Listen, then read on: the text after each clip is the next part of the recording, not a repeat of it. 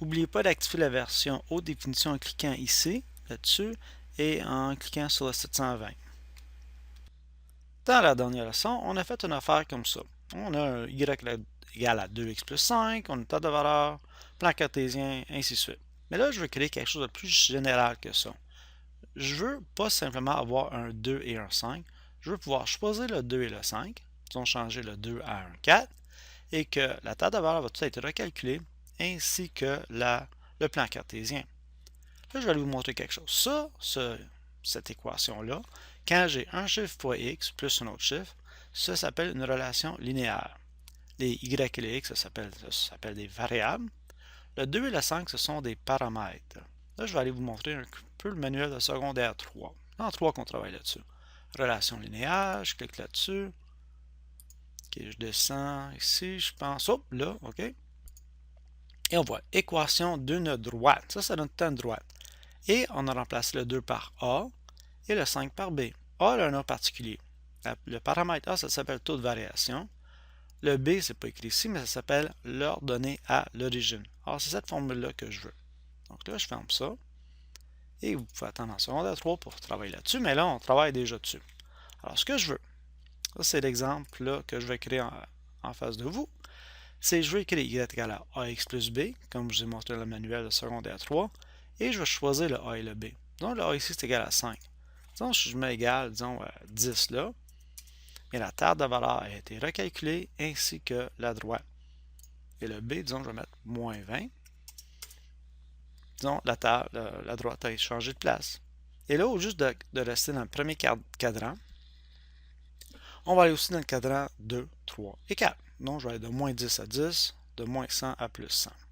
Donc là, on commence. Oups. Alors, c'est ce que je veux faire. Là, on va commencer ici. OK. Donc, je veux ajouter un autre document. Alors, moi, j'ai un petit bouton ici que je clique là-dessus et j'ai le nouveau document. Première chose, on va aller dans Word. Tout de suite, je vais aller choisir 36. Je veux insérer une équation. Là, je commence à calculer. Y égale, j'ai mis AX, je pense. AX plus B. Voilà. Là, je clique là-dessus. Je copie ça. Je retourne dans Excel. Je vais paste. Et j'ai ma formule juste là. Ici, disons ça, je vais passer ça là. Ici, je vais écrire A espace égal. B espace égal. Aligné à droite. Et puis, je pense que je vais prendre ces 4 cases là et je vais aller à 18. Je vais remonter ça ici comme ça. Donc, le A, on va commencer avec le 2 et le B est égal à 5, comme on a fait l'autre fois. Moi, je vais les mettre centrés ici. Table de valeur, X, Y, pas changer. Centré. J'ai une grosse ligne foncée en dessous. Comme ça. Et comme ça. Bon, on va commencer. Là, je vais commencer à moins 12. Et je vais faire des bonds de 2 cette fois-ci. Alors, égal, je veux cette case-là, plus 2. Là, je vais dire à moins 10. Prends là. Là, on va fill down jusqu'à peu près à... Moi, je vais aller jusqu'à 12. Ça, je vais déliter ça. Parfait. Là, je vais créer l'équation. Égal. Je veux la valeur de A, qui est juste là. Donc, je clique là-dessus. Fois, quelle étoile. La valeur de X, espace, plus la valeur de B. Là, je fais oui, c'est ce que je veux. Moins 19, ça se l'allure. Je pense moins 12 fois 2, moins 24. Oui, ça marche. Là, si je fais fill down comme ça, quelque chose de bizarre, là, ça ne fonctionne plus. Mais ce qui se passe, c'est que quand j'ai choisi la case A, disons ici pour la valeur de 2, eh bien j'ai. Mais sinon, je pense G2. Ouais, G2. Mais juste en dessous, on marque que là, je suis rendu à G3. Elle n'est pas en train de regarder juste la case là. Elle va tout le temps à une distance relative à la case qui est là. Alors, rendu ici, je suis en train de regarder des cases là. Ce que je veux pas une distance relative ou une position relative à la case qui est là. Je veux une position absolue. Je veux que le 2 là, soit vraiment le 2.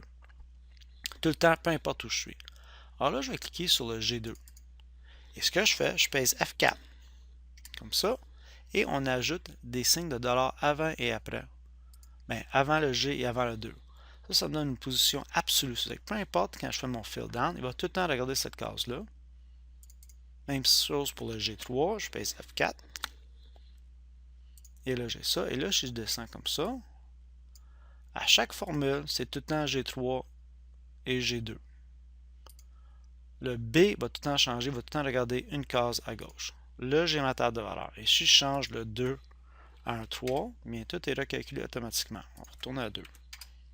Là, je vais créer mon plan cartésien, insérer, nuage de points, je prends celui-là, puis là, j'ai ça ici, mettre un peu plus d'espace. Okay, lui, je vais enlever ça, enlever les petites lignes horizontales. Oups, comment est-ce que je vais aller chercher les petites lignes horizontales? Il veut pas, ouais, comme ça, delete. Okay. Je veux que l'axe aille de moins 10 à plus 10. Tout fixe partout, moins 10 à plus 10. Et je veux, oups, 10. On va faire des bonds de 10. Je veux pas des chiffres dans le milieu, je veux juste un chiffre au bout. Ça, c'est beau. Verticalement, on va aller de, qu'est-ce que j'avais ici? 40, on va aller, moi je vais aller, ouais, 40, c'est beau, des bons 10, moins 30, on va dire moins 50, c'est plus beau. 50, moins 50 à 50, oups, des bons 10, non. Et aussi, je veux pas de chiffre dans le milieu, là, je veux dire des bons de 50, comme ça. Ça, c'est beau, là, c'est clair. Je vais enlever la petite ligne noire qui fait le tour, comme ça. Format, Chart Area, Border Color, je veux No Line. Bon, comme ça. Et là, si je remarque, si je change le B à, disons, 20, eh bien, je change de position. Mais puisque j'ai pas vraiment gradué mes axes, je vais avoir les coordonnées de chacun des points qui est là-dessus. Alors là, ce qu'il faut que je fasse, il faut aller cliquer là-dessus. Moi, je clique à droite, Add Data Labels. Là, j'ai 18, 22. Ça, c'est les valeurs de Y. Clique là-dessus, clique à droite, Format Data Labels. Ce que je veux les valeurs de Y et de X. Moi, je les veux en dessous. Puis je pense que c'est beau comme ça. Bon, là, c'est ça. On est quasiment rendu. Mais je veux des parenthèses de chaque côté de ces chiffres-là. Parce que c'est comme ça qu'on écrit un coordonnée, c'est avec une parenthèse. La meilleure façon que j'ai trouvée, c'est d'ajouter des parenthèses ici. Okay. Là, je choisis toute la colonne-là, je Format Axis, Format Cells. Et là, c'est quelque chose d'un peu avancé, disons, comme quoi. On va cliquer sur Custom. Et je vais aller choisir, disons, la case qui est juste celle-là ici. Ce qui se passe, c'est que ça, je suis en train de dire à Excel comment écrire des chiffres positifs. Ça, c'est les chiffres positifs. Et comment écrire des chiffres négatifs. Négatif, la chose qui ajoute, c'est un moins là. Mais moi, je veux une parenthèse, parce que j'ai choisi la valeur de X là. J'ajoute une parenthèse là. J'ajoute une parenthèse. Je veux enlever aussi la virgule là. Ajouter un espace. Je vais vous expliquer pourquoi tout à l'heure. Là, OK. Donc là, j'ai ajouté des parenthèses et je suis rendu à moitié. J'ai mes parenthèses à gauche. Même chose ici. Format Cell. Custom. Celui-ci. Là, je veux les parenthèses à droite. Enlever la virgule. Parce qu'on dit qu'on ne met pas des virgules là. Et on dit OK. Là, c'est pas mal beau. Là, par contre, il y a aussi ajouté des parenthèses sur les chiffres là, qui déterminent les axes. Là. Donc, on va dire Format Axis. Et puis Number. Là, on va retourner à Général. Même chose. Format Axis. Number. Général. Close. Et c'est bon. Disons, on va mettre, disons, 5. Ça, on va mettre à peu près 20. Et c'est beau. Donc, vous voyez la droite. On peut modifier la droite en changeant les paramètres A et B. Et ce que vous allez apprendre en secondaire 3, c'est que le paramètre A indique un peu la pente, l'angle d'inclinaison. Si j'écris moins 5 ici, j'ai une pente négative. Si je mets moins 10, elle est plus négative. Et si j'écris 10 là, elle est très positive. Le 20, lui, indique seulement le point de départ sur l'axe Y. Alors, si j'écris un moins 20 ici, mais là, le point de départ est à moins 20.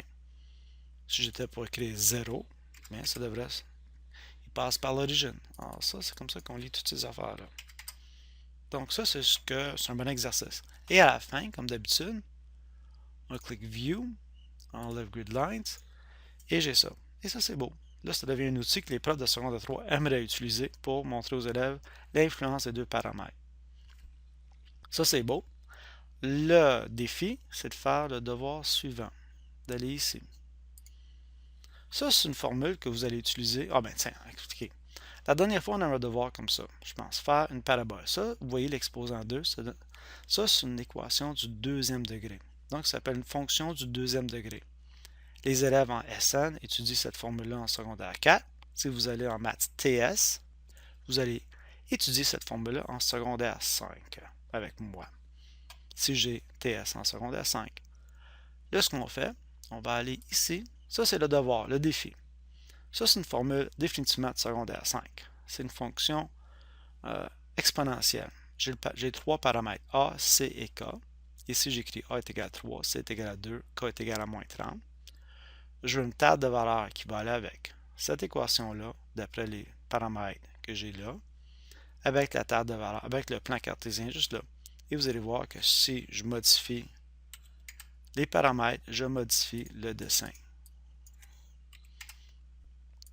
Si je modifie ça, disons à 10, le dessin ne change pas trop ici, comme ça. Là, il y a une petite affaire par contre. Dans la formule, pour écrire cette formule-là, les élèves avaient un peu de misère l'autre fois, je pense, avec comment écrire l'exposant dans la formule. Eh bien, là, voici l'exposant. Ce que vous faites, c'est ces deux fois, j'ai mis B7, c'était la valeur de X. Pour exposant 2, moi, j'utilise cette formule-là. Un petit chapeau avec un 2. Comment est-ce qu'on écrit un petit chapeau? Moi, ce que je fais, donc je clique deux fois sur je pense le clavier, là, le bouton juste à droite du P. Ça me donne deux petits chapeaux, des accents circonflexes, et j'en soustrais un. Et après ça, je mets 2. Et ça me donne exposant 2.